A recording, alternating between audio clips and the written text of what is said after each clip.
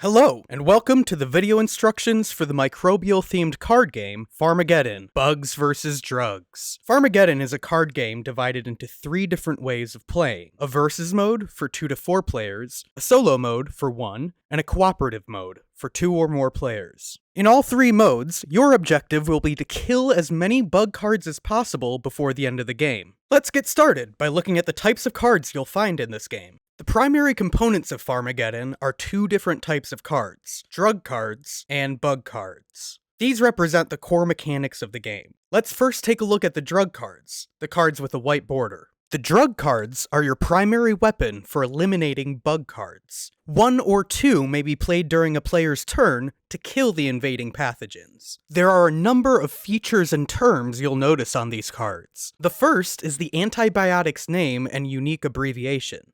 A drug card spectrum can be found on the left side of the card. These can give you a clue as to what pathogens the drug card is effective against. There are 5 pathogen types: gram-positives, gram-negatives, anaerobes, atypicals, and spirochetes. Each pathogen type can have a score from 0 to 3, with 0 indicating no coverage, and 3 indicating significant, but not necessarily complete coverage.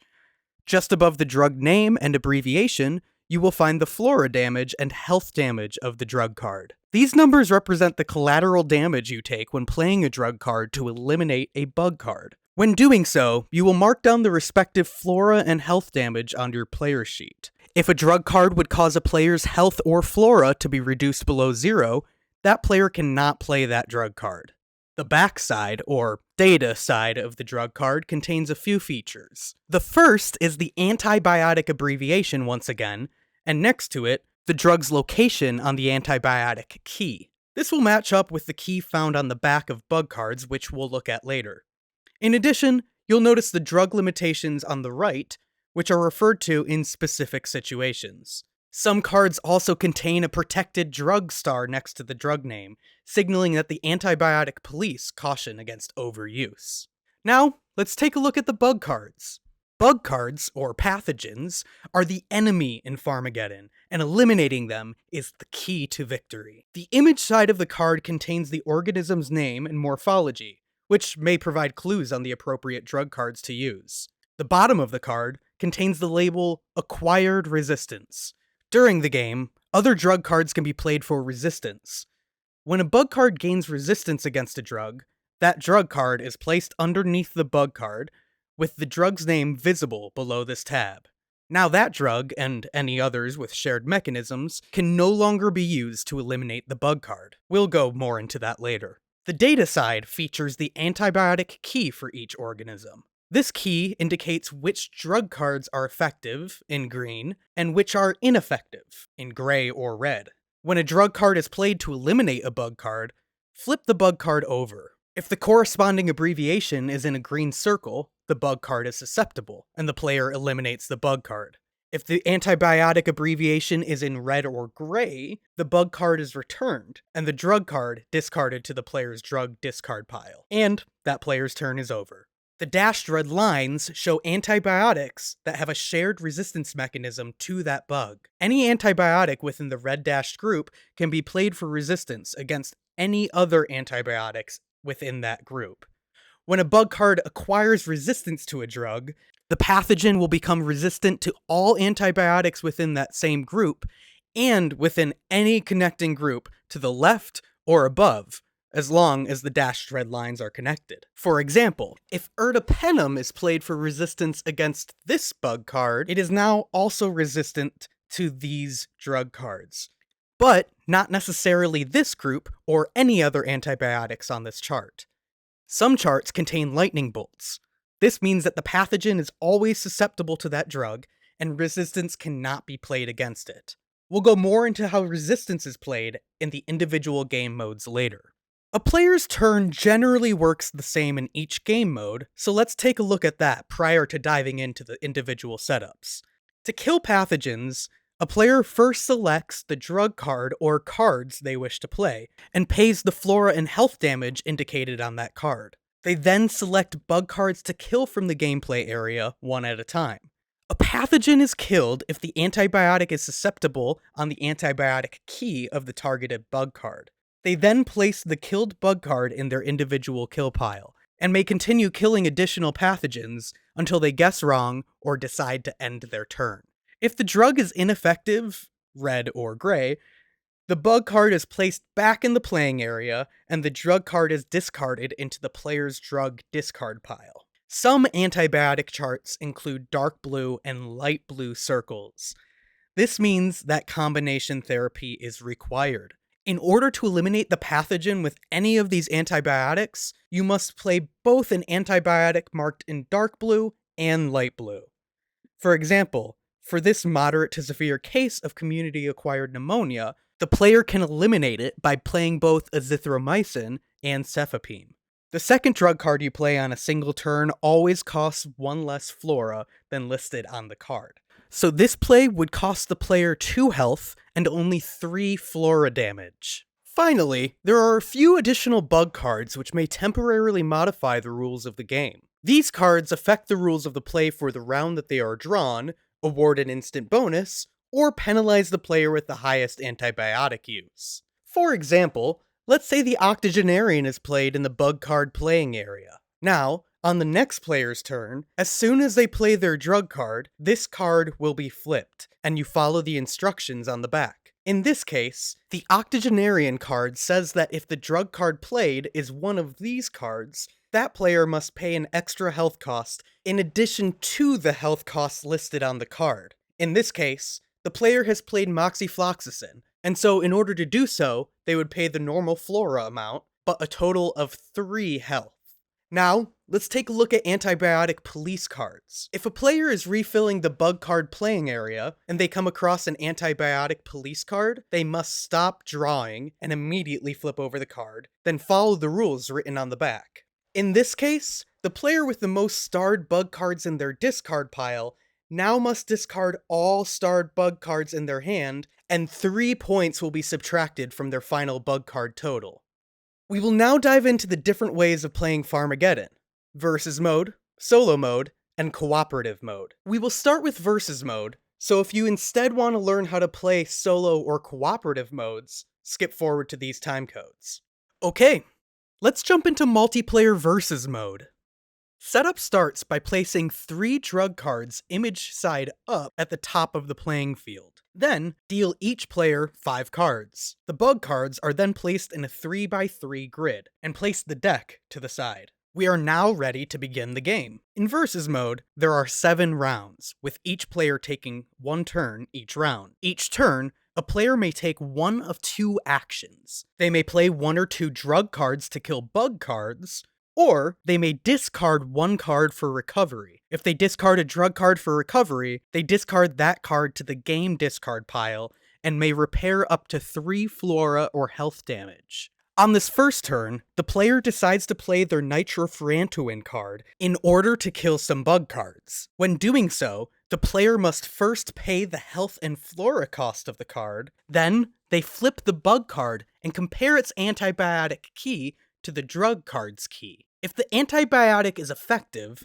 the bug card is removed and placed in that player's personal discard pile. The player may now continue attacking additional bug cards. Once that player's turn is over, they discard the played drug card into the player's discard pile, refill their hand to 5 drug cards by drawing from one of the 3 drug cards in the drafting area, restock the drafting area, and then refill the playing area with bug cards, until the 3x3 grid is full again. When one player is killing pathogens, the opposing player is allowed to play one of their drug cards as resistance. They may play a card for resistance at any point prior to the active player flipping the bug card to look at the antibiotic key. If the drug card played for resistance matches the drug card played to kill the bug card, or shares mechanisms of resistance as denoted by the dashed red lines, then the bug card becomes resistant to these antibiotics. The active player's turn is now over, and their drug card is then discarded to their discard pile, while the card played for resistance is placed underneath the bug card, with the drug name visible below. This indicates that the card is now resistant to that drug and its shared mechanisms for the rest of the game. If the opposing player attempts to play a drug card for resistance and guesses wrong, the primary player may continue with their turn, and the failed resistance drug card is discarded to the game's discard. You may only play a card for resistance once during the opposing player's turn. Players take turns for 7 rounds. Throughout the game, health and flora damage are recorded each round on the player sheet. There is additionally a column for advanced scoring if interested. Otherwise, a player's final score is simply all of the bug cards that they have killed during the course of the game. Lastly, there's a reminder that players can call the pharmacy twice per game to refresh the available drug cards during the draw phase. And that's all for how to play the versus mode of Pharmageddon. Now, let's take a look at the setup and rules for solo mode. In solo mode, the player will start by deciding game length by choosing a 50, 35, or 25 card bug deck. Similar to versus mode, the player will draw 5 drug cards. The drug card deck is then placed at the top of the playing area by itself, without the bank of drug cards that we saw in versus mode. Similarly, only 3 bug cards are placed in the playing area. Leave room for the rest of the 3x3 square, as this will fill up as the game goes on. In solo mode, additional bug cards are added after each turn based on the difficulty that the player selects. In this case, the player has selected to play medium. In theory, if the player does nothing, the bug cards will look like this after turn 1, and this after turn 2. The player will have the same options for their turn in solo play as they do in versus. Either kill pathogens with 1 or 2 drug cards, being sure to record the health and flora costs on your player sheet, or recover health or flora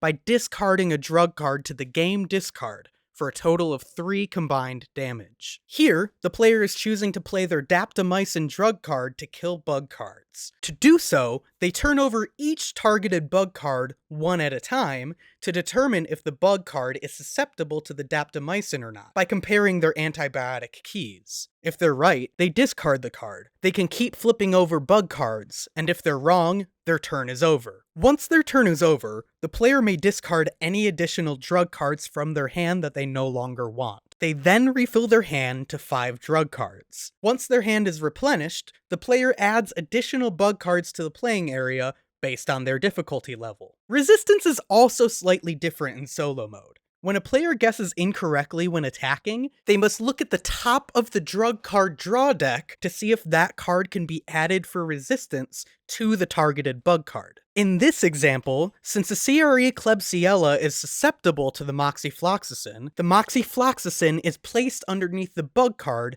as an acquired resistance as a penalty. The CRE Klebsiella is now resistant to the moxifloxacin and any drug cards with shared resistance mechanisms. The player's turn is now over, so they may discard any unwanted drug cards in their hand and draw back up to 5. They now have to draw and place 2 bug cards in medium difficulty into the 3x3 square. However, in this case, the square is filled up, so the player must discard the number of bug cards necessary to place the newly drawn cards. Doing this, however, costs 1 life.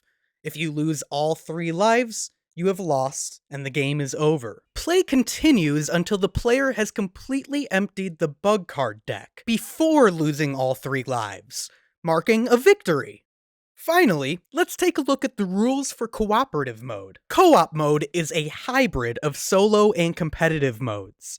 The players determine the length of the game by choosing a 50, 35, or 25 card bug deck. Once that deck is created, each player is dealt 5 drug cards. Then, 3 drug cards are dealt to the drafting area. Finally, place only 3 bug cards in the 3x3 bug card playing area. Depending on the difficulty decided by the players, 1, 2, or 3 bug cards may be added between each turn. In this case, the players have selected hard mode, so 3 cards are added after each player's turn. In theory, if neither player removes any bug cards on their first turn, the playing field will look like this after player 1's turn, and like this after player 2's turn. As always, players can choose between playing 1 or 2 drug cards to kill pathogens, or discard a card to recover up to 3 combined health and flora. In this case, the player decides to play their azithromycin card to eliminate bug cards. The player first pays the health and flora cost of that card. In co-op mode, each player starts with only 6 health and 6 flora. They then select which bug cards they want to eliminate, one at a time, and flip them to the data side to see if that bug card is susceptible. The player now refills their hand to 5 drug cards by pulling from the drafting area, and then replenishes the drafting area. Since the players are playing on hard mode, they now add 3 bug cards to the playing area after their turn. Resistance works similar to solo mode, and is triggered when a player guesses incorrectly when eliminating drug cards. So say this player played daptomycin in an attempt to eliminate Proteus mirabilis. Proteus mirabilis is not susceptible to daptomycin, and so the player must now look at the top card of the drug deck to see if it can be played as resistance. If the bug card is susceptible, that drug card is added as resistance, and the bug card now has resistance to that drug and all shared mechanisms. The player's turn is now over, and they refill their hand to 5 and replenish the drafting area. Then, add bug cards to the playing area based on difficulty. In this case, since the players are playing on hard difficulty, they must add 3 bug cards. However, the 3x3 square is filled up, so the player must discard the appropriate number of bug cards to the game discard in order to accommodate space for the yet-to-be-drawn bug cards. Then, draw and place the remaining bug cards. Doing this, however, costs that player 1 life. Lose all 3 lives and you are eliminated from the game. Play continues back and forth between the 2 players until they both lose all 3 lives, marking a defeat, or until the bug card deck is emptied, marking a victory. And that's how you play Pharmageddon. Have fun, good luck, and watch out for those side effects.